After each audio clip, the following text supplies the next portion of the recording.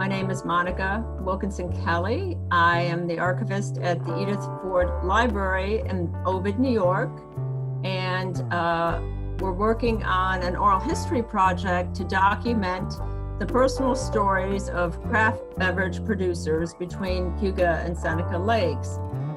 This is an IMLS grant, Institute of Museum Library Services, and it's going to be a 2-year project beginning September 1st, 2020 through August 2022.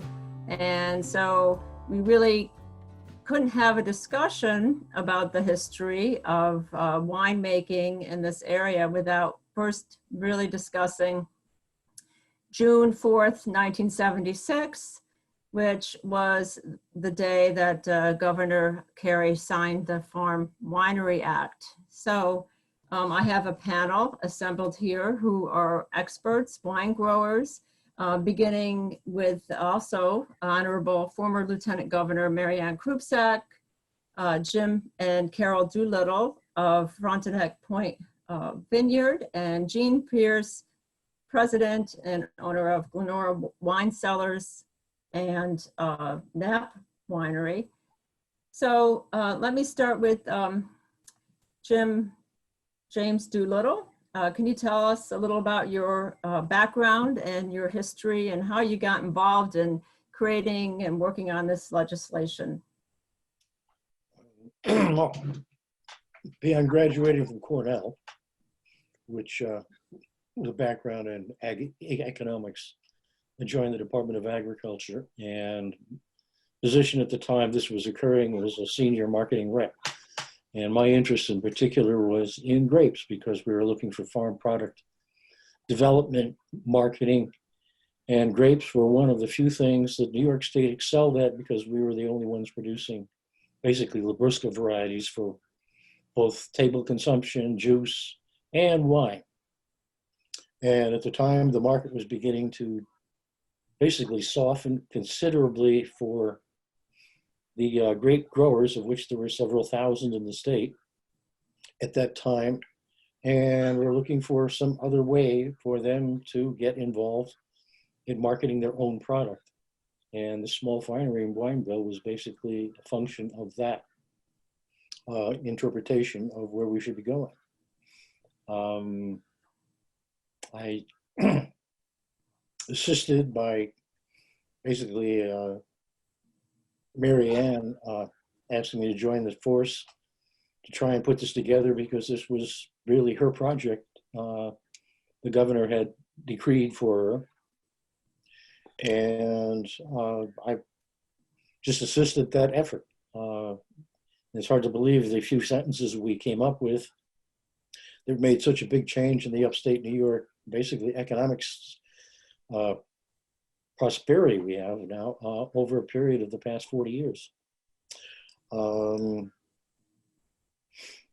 It doesn't seem possible that so much could have occurred. It started off slowly, but now it's exploded. We've gone from Farm Winery License number 1, which was issued to Mark Miller down at Benmore, to I believe over 460 wineries in the state now.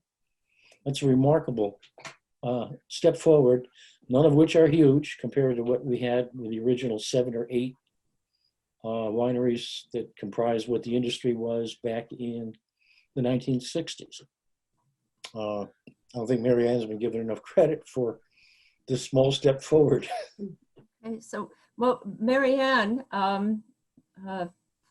could you please, tell me what exactly is the Farm Winery Act? What did it change? Was it a change?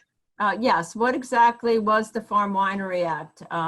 Well, for the first time, the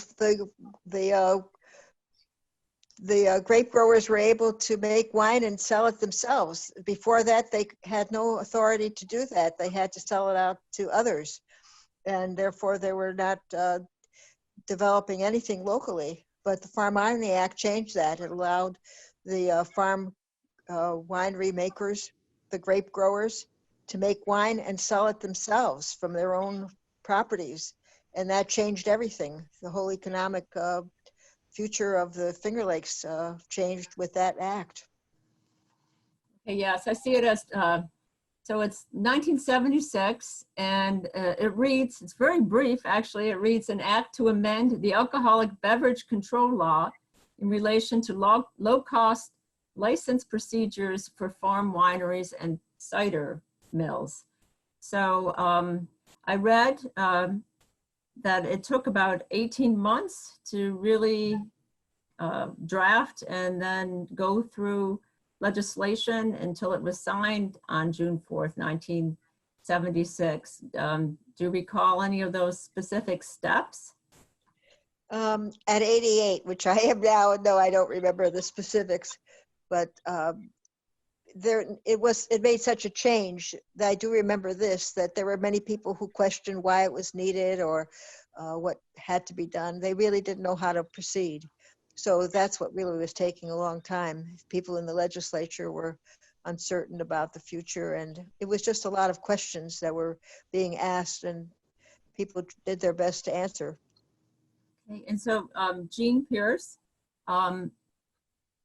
you were growing grapes, right? You grew up on a family farm nearby on the other side of Seneca Lake. What do you remember from this period, and how did it change your life specifically? Well, first of all, I want to say hello to Mary Ann. I've not seen her in a long time, so hello, Mary Ann. It's nice to see you this way. Well, at least we're seeing each other, which is a wonderful thing. Isn't it wonderful? It really is. So with respect to myself and probably a lot of other people who were doing what we were doing in the late 60s and 70s, and that's when I, like Jim, I attended Cornell, and after leaving Cornell, graduated from Cornell, worked with my dad, and then eventually became involved with another large operation. And all of us in those days were that were growing grapes were primarily selling them to the 5 or 6 or 7 large wineries in the Finger Lakes. And the marketplace was changing.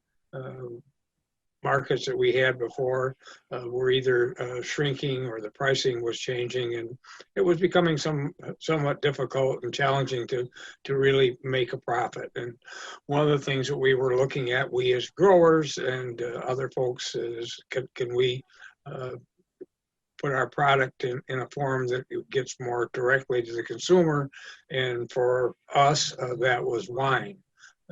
The challenge was, and it's already been mentioned, I believe it's been mentioned, it was one, the licensing was expensive, and then the other thing, which to me I always thought was really more important, was the fact that the change in the law allowed the smaller producers, in other words, the farm winery producers, to sell all of their product out the retail shop door. Which is, there's a tremendous difference between selling it wholesale and selling it to the retailers, or selling it to the consumer. And so that was the big difference. It was a relatively slow evolution in the sense that one, we never really knew if the legislation was going to pass, because there certainly were some challenges along the way. However, when in June of 1976 it was passed, and we, being Glenora and several other people, immediately jumped on the wagon and started construction of our Glenora winery in the spring of 1977, and actually harvested grapes that fall. And it was an exciting time. It was interesting. One of the things that we learned about was we knew how to grow grapes. We could find some people who could make the wine, or we could attempt to do it ourselves. What we didn't really know was how to market it. And that was an evolution, but that's probably a story for another day. So I know before that, this whole idea of people go to wineries now and there's a tasting room. So the tasting rooms didn't exist before this act of the Farm Winery Act. So it really changed the economics of the Finger Lakes certainly, and, New York State has become this, great wine producer, but certainly without that, you couldn't produce and sell wine. And so this really changed the economics of New York State, wouldn't you say? Yes, although I would say that there were tasting rooms prior to the Farm Winery Act. The large wineries did have tasting rooms. However, I mean, you had 5 or 6 of those wineries, and now there's a lot more. But it's a taste, the ability to sell the wine at retail, which really had, I think, the most significant impact on most of us. Before 1976, they could only sell 5% of their production at retail in their tasting rooms also. So that was minuscule. You're right, Jean.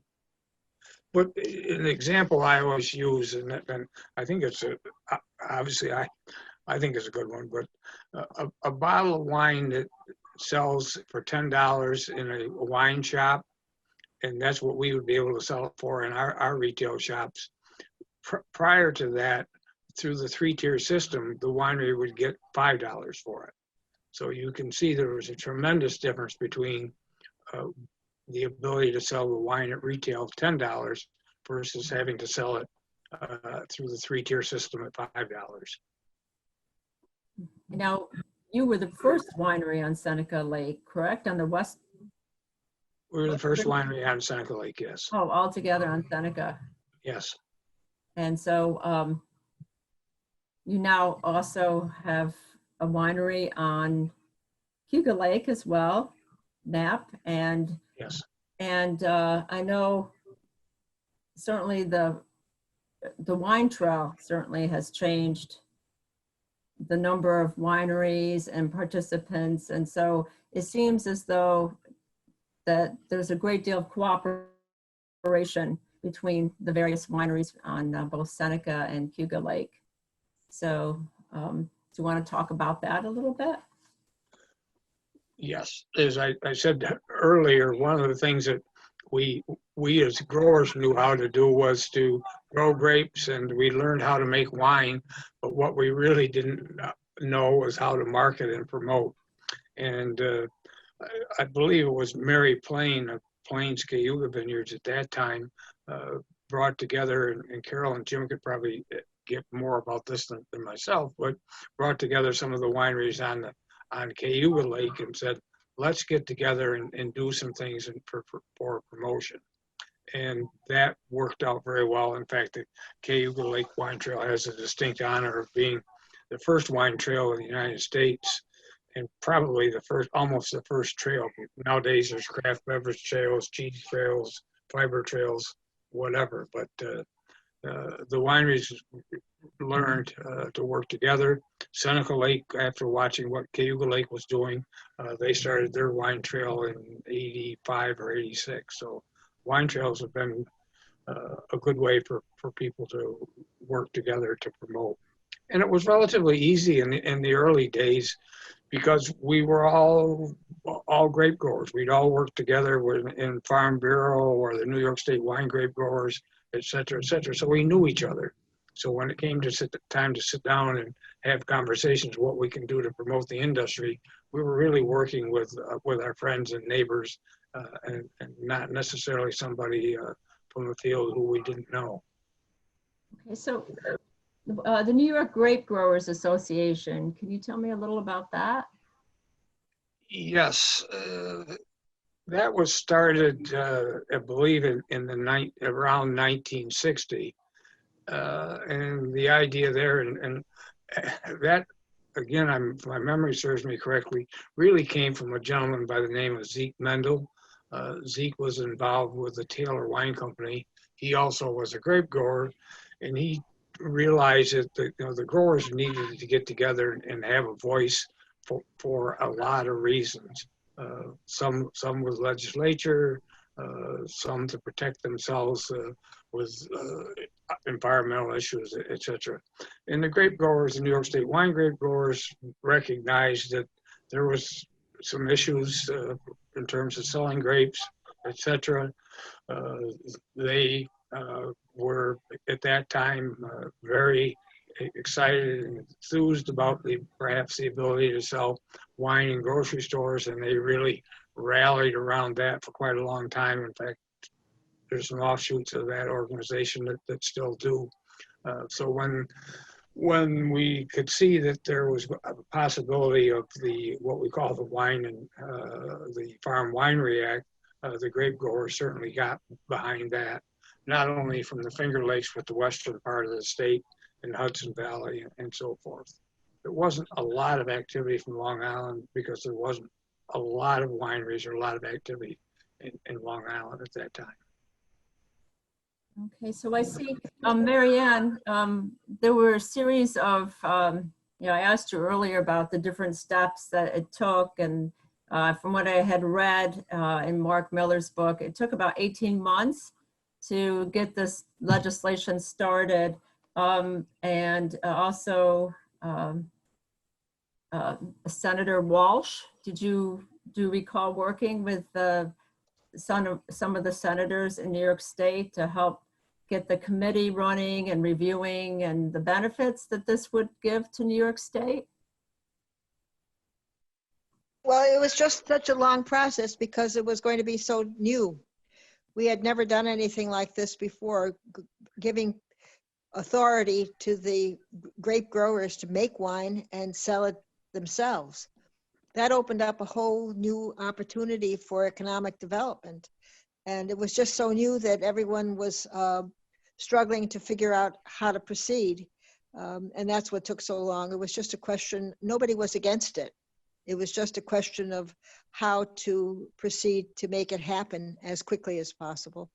Right, so it seems as though there were a series of committees and discussions, and I saw in Mark Miller's book, Daniel Walsh was part of that, and I did read, as Carol suggested, Mark Miller's book, who after all of his work to get this going, from what I read, he started to reach out to grape growers in the Finger Lakes because it was such a great, such a large production to really get this moving forward as well, the Farm Winery Act. And in fact, he was given license number 1. Do you remember that? No, I don't remember that, but I'm not surprised because he was certainly one of the leaders. Right, as an honorary, because he spent so much time getting this moving from the Hudson Valley to the Finger Lakes, that he was granted Farm Winery license number 1. So that was certainly something of great. That's nice. Thank you for knowing that and for sharing that information. It's nice to know that that happened. Yeah, so now, Carol, can you talk a little about this transition you made and how the Farm Winery Act basically changed your life and your career? But can I step back a minute to Albany? Because Sure. Mary Ann is the one who worked this whole thing through the legislature.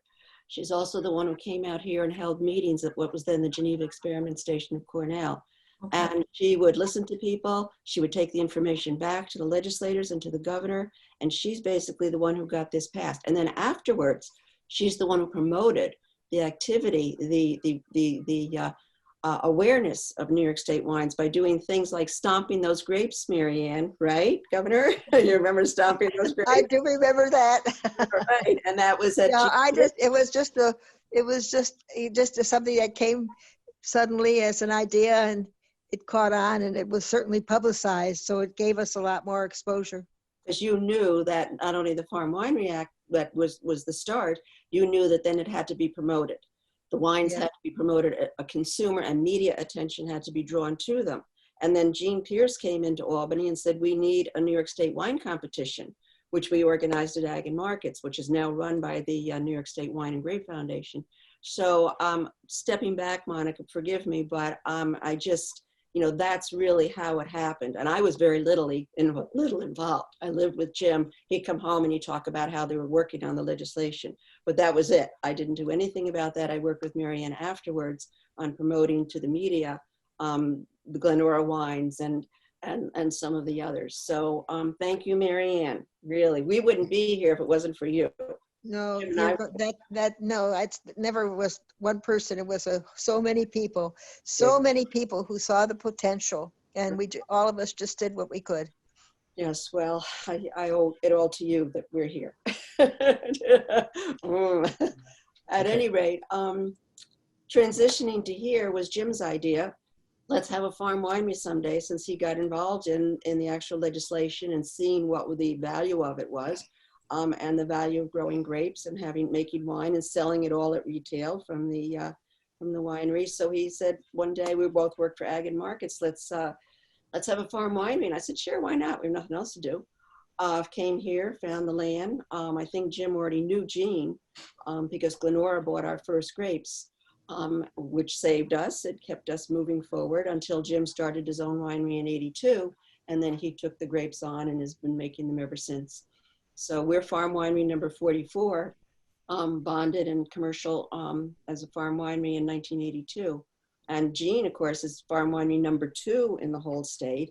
I believe it was neck and neck with Mark Miller, but because of Mark having really spearheaded the legislation by knowing Governor Carey, because they both knew each other in New York City, Glenora is number 2, which is exceptional. I'm done. All right. Well, I'm not sure if anyone has more information to add.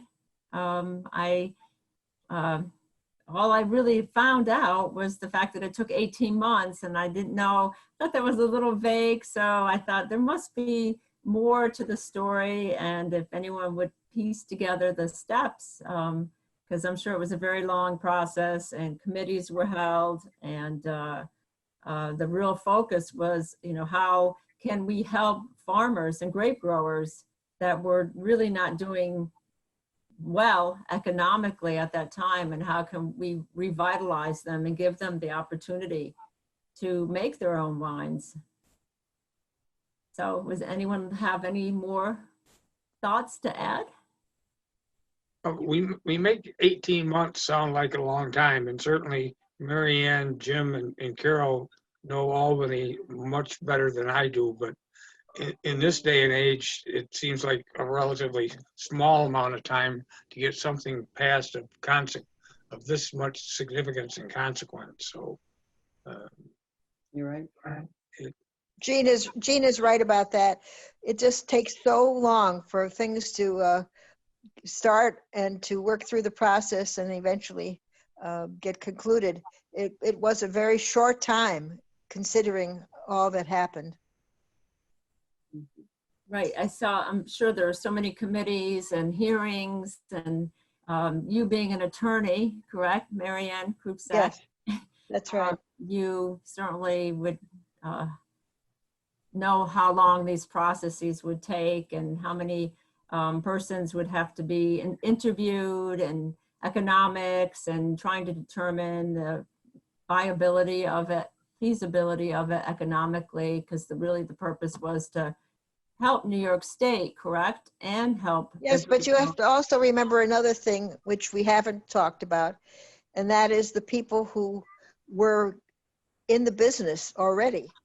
And adding this new dimension was going to take some of their profit away. So they were against it.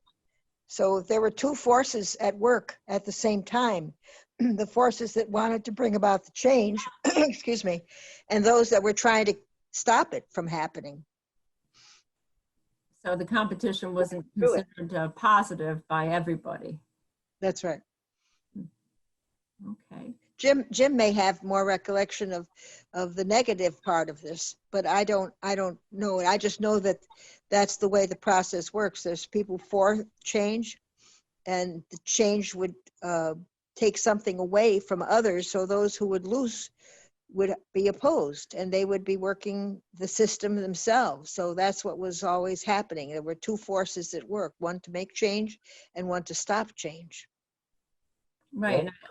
Well, the change that was occurring, there was more of an undercurrent rather than direct opposition.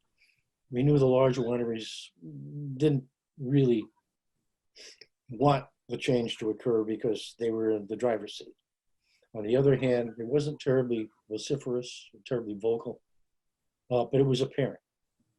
And I think I'm sure what made the change possible was there was so much grower participation in these meetings that we held across the state. It was just amazing to see the turnout. And the numbers made a big difference. One of the other challenges that we were facing as well, and I certainly understand it, was the fact that the wineries, smaller wineries could now sell everything at retail out their front door. And sometimes the wine shops or liquor stores, they would look at that as a bit of a challenge to them. Obviously, they might have been losing part of their market, which, I mean, I certainly understood at the time, and we worked through that. And you know, like many things today, now a significant portion of their business is the sale of New York wines, which had we not had this legislation, Wonderful. so sometimes what you initially see is not always what the possibilities are coming down the road. So- On that, because the biggest, most vocal opposition, and it was not terribly serious, was the Retail Liquor Store Association. Yes. We had more than one person stand up and basically accuse us of not being able to sell our wine because it was no good. Not a great public comment, but it did occur. Oh, yeah. And certainly we understand that. I mean, they thought that, looked at it as a threat. So it was just a matter of demonstrating benefits on one side. And I think the folks who were in Albany certainly did a good job of doing that. Led by me. Well, I'm reading, Jean, so you started Glenora in 1977, is that correct? The year after. Do you recall, just to show growth, how many cases of wine were produced that year versus today? Well, our first year we produced about 3,500 cases of wine, and today it's 45,000 to 50,000. Wow. And then what about your other wineries? Well, that would be Doug and Susie Knapp, and they started in, I believe it was, they were growing grapes, but I believe they started the winery or licensed in 1982, and it was, I'm going to say 1,000 to 1,500 cases at that time, and now Knapp is in the 12 to 14,000 case range. Wow. Hagen Markets did a brochure, and Knapp was established in 1984 as a winery, 70 acres, production was 4,000 gallons. And they had tours when they started in 1984. You want me to send this to you, Jean? That'd be neat. Seriously. No, this is amazing. I found it. Glenora established 1977, production 35,000 gallons. And we produced this, Hagen Markets produced this, probably in 1980? I'd have to look that up. Yeah, probably 1980. Anyway, yeah. I Well, have that picture with me. so we have a great deal to thank Marianne Kruksak for in the industry that we have in New York State for wineries and cideries, correct? And certainly the Finger Lakes, the economics to the state and the region has been just a tremendous asset. And we're now really looked to and so famous for our wine industry, thanks to all the hard work that everyone did to create the Farm Winery Act of 1976 that was then signed into law by Governor Carey on June 4th. So I thank you all. If you have any other comments or additional thoughts, we can always do another roundtable discussion because it seems like there's certainly subtopics that everyone could go into. But other than that, I think I'd like to thank everybody. I'd like to thank Jean Pierce, former Lieutenant Marianne Krupsak, Governor, rather, Lieutenant Governor Marianne Krupsak, Jim and Carol Doolittle, and Finger Lakes One, allowing us to have this roundtable discussion as our really one of our kickoff discussions of our Cayuga Seneca craft beverage industry project that we're working on at the Edith Ford Library. So I really thank you all for getting up and getting onto this Zoom session. I appreciate all of your input and responses. So thank you.